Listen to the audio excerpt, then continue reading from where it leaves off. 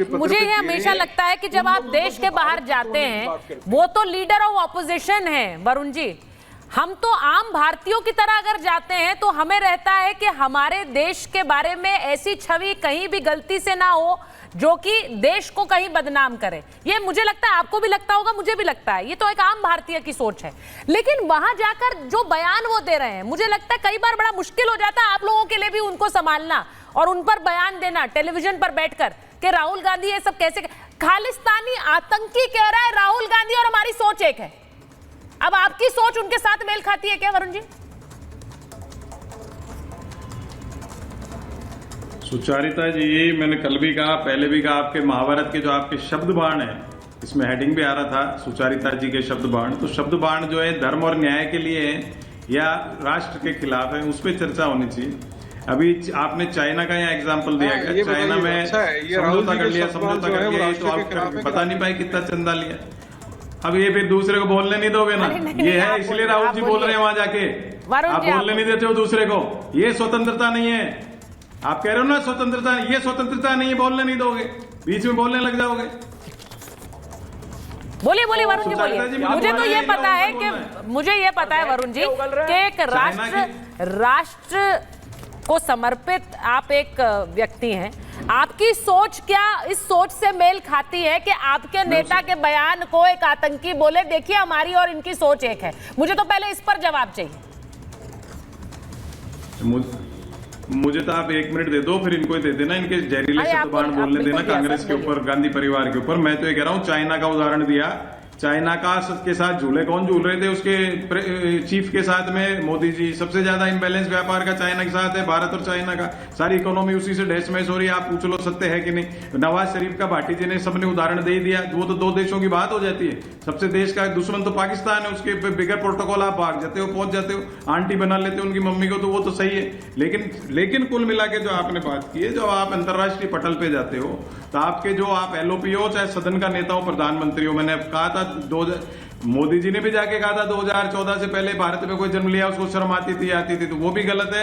और राहुल गांधी जी ने अगर कोई रेफरेंसेस देते हो, आप इंस्टेंसेस देते हो, कोई एग्जांपल्स देते हो, तो बड़ा बैलेंस्ड व्यू होना चाहिए कि पूरी दुनिया आपको देखती है, आपके शब्दों को तोल मोल के देखती है, उसका असर पड़ता है पूरे देश में। तो राहुल गांधी जो है, मन में उनके कोई पाप नहीं है, बड़े सज्जन और बड़े सरल आदमी है, लेकिन उनका जो सर्कल है उसको राजनीतिक चातुर्य वाले, राजनीतिक गहराई वाले लोगों को उनको साथ रखना चाहिए। सर ये बड़ा अच्छा है वरुण जी, ये बड़ा अच्छा है। वो तो बड़े सज्जन है, वो तो बड़े सही है, लेकिन उनका सर्कल खराब है। तो ये जो सर्कल खराब है, इस खराब सर्कल को तो पहचानना पड़ेगा ना। अब तो वो लीडर ऑफ ऑपोजिशन है, उस सर्कल पर सारा दोष मत दीजिए, वो बहुत सज्जन है। आतंकी उनके बयान से समर्थन कर रहा है, वो पर सज्जन है। बात तो पूरी होने दो।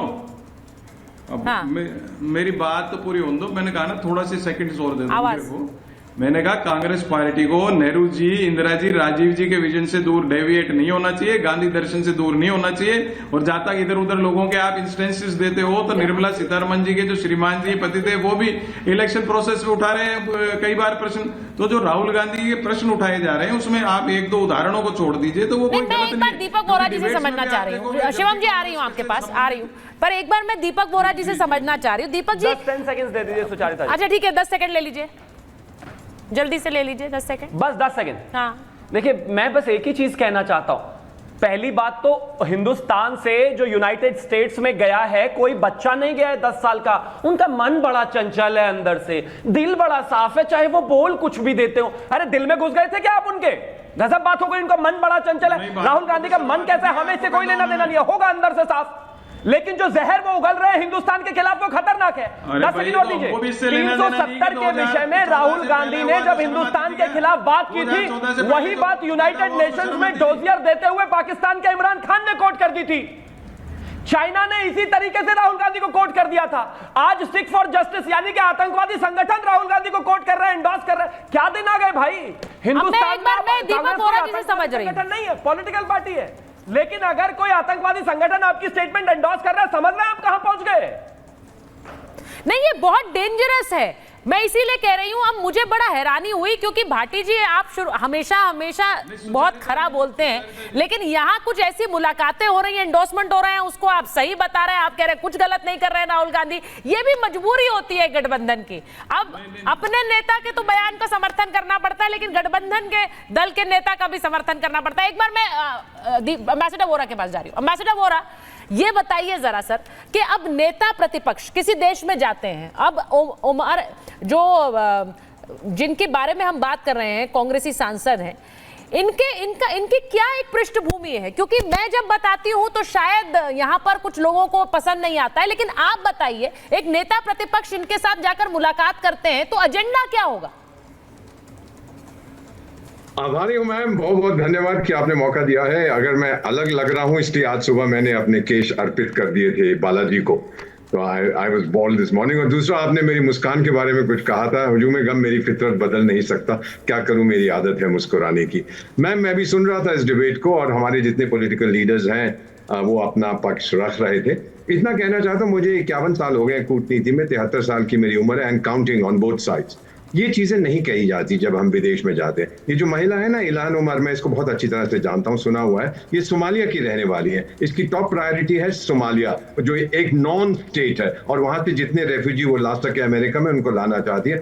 इसको कांग्रेस हाउस ऑफ रिप्रेजेंटेटिव्स की फॉरेन अफेयर्स कमेटी से पिछले साल निकाल दिया था क्योंकि ये बोली कि यहूदियों को जीने का अधिकार नहीं है। तो ऐसे लोगों से नहीं मिलना चाहिए मैम, जिस तरह की बातें करते हैं। दूसरा, जब आप मिलते हैं इनसे और बातें साझी होती हैं, इंडिया इस समय ग्लोबल साउथ का नेता है जिसमें 125-130 देश है। सब मानते हैं कि भारत अब विश्व मित्र, विश्व बंधु, विश्व गुरु है। हम भारत की इज्जत करते हैं। फिर हमें वो कहते हैं, 3 अफ्रीकी देशों में विशेष सलाहकार हूं, कि देखिए आप ही के लोग कह रहे हैं कि माइनॉरिटीज पर अत्याचार हो रहे हैं भारत में, लेकिन आप तो एम्बेसडर साहब हमें कहते हैं कि देखिए माइनॉरिटीज को साथ लेके हम चल रहे हैं। तो ये चीजें हमारा काम एज एन एम्बेसडर आसान नहीं करते और इनको अवॉइड किया जाए। अब ये जो गए हैं, मैडम फाइनली बता देता हूं, इन्होंने 3 जगह तो मैंने देखा था इनका भाषण। एक नेशनल प्रेस क्लब में 1984 में राजीव गांधी जी ने एड्रेस किया था, जगह नहीं थी खड़े होने के लिए, मैं मौजूद था वहां पे। और इस बार मैम कोई 4 या 6 लोग वहां बैठे थे इन्हीं पार्टी के। दूसरा, यूनिवर्सिटी ऑफ टेक्सास डैलस में बोले, सारे भारतीय मूल के लोग वहां थे और बहुत कम उनमें से विद्यार्थी थे, लग रहा था 50-60 साल के लोग हैं। और फिर एक और यूनिवर्सिटी जॉर्जटाउन में बोले, वहां भी सारे के सारे इंडियंस थे। अमेरिकन मीडिया, और सुन लीजिए इसको फिर मैं समाप्त करता हूं, American media has not covered this visit at all, क्योंकि उनकी प्रायोरिटी थी वो प्रेसिडेंशियल डिबेट जो आपने आज सुबह देखी होगी। तो ये आप लोग कवर कर रहे हैं, वहां पे किसी को इंटरेस्ट नहीं है कि ये व्यक्ति कौन है, क्या कहता है, क्या चाहता है। The American person has no interest. मैं भारतीय मूल के लोगों की बात नहीं कर रहा। नहीं तो एम्बेसडर वोरा, आपने बिल्कुल सही कहा, उनको कोई इंटरेस्ट नहीं होगा, लेकिन हमें इस वक्त इंटरेस्ट इसलिए है क्योंकि वो नेता प्रतिपक्ष हैं, एक जिम्मेदार भूमिका में है इस देश में, और उनकी भूमिका से बहुत कुछ इस देश में तय होता है, इसीलिए हमारी दिलचस्पी है। और वो जिन लोगों से मिल रहे हैं और उसके बाद जिस तरह के स्टेटमेंट्स आ रहे हैं, वो घबराने, वो चिंता पैदा करते हैं।